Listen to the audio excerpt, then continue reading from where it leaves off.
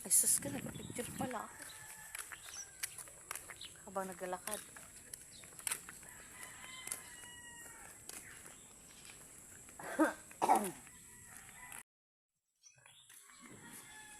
Picture mo.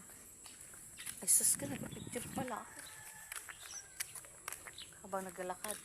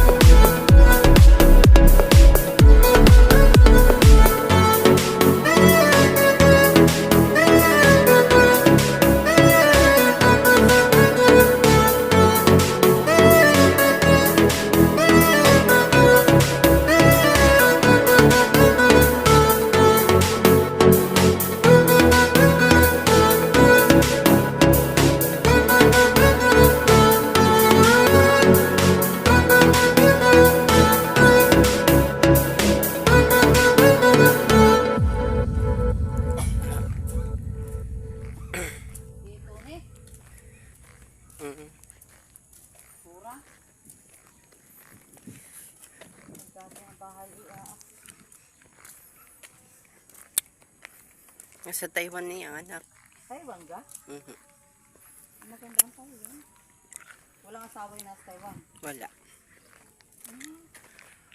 Ilan ang abroad? Siya lang.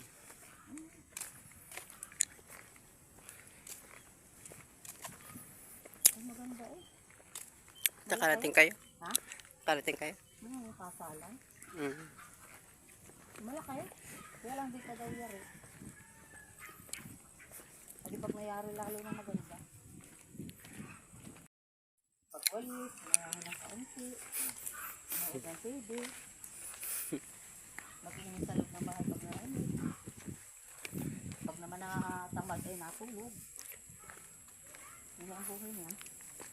So, ayun, nandito na nga tayo sa kanilang bahay. Irene. Ay! Ari nga pala ay manukan niya.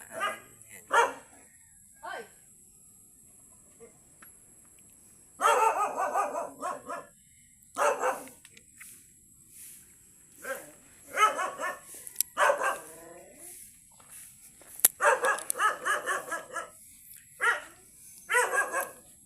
Ang daming dragon fruit din. Dragon fruit.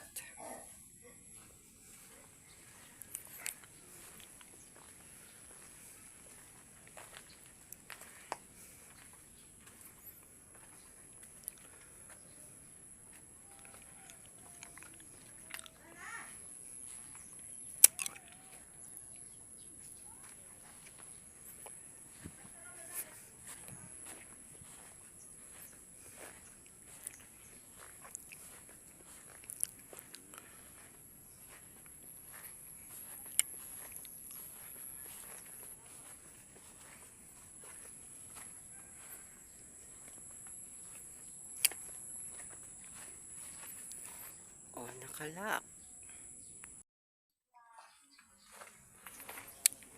Ano ba ang daming labahin nyo dyan, Charis? Santambak eh. Ayun, gulay. Ayun, oh, may bayabas. Oh.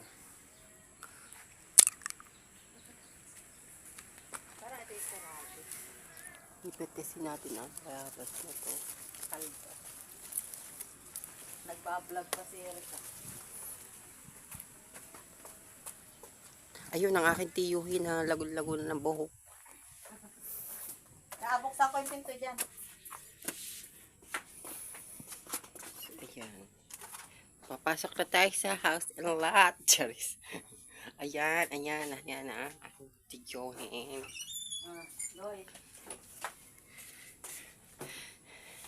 Wala na si Russell. Saan kayo galing, tiyo? Saan ka daw galing? Walis-walis laman din doon. Nakamas, nagwalis. Ba't nakahangos kayo? Ayun, malis eh. O mamaya-maya, pahinga muna kayo.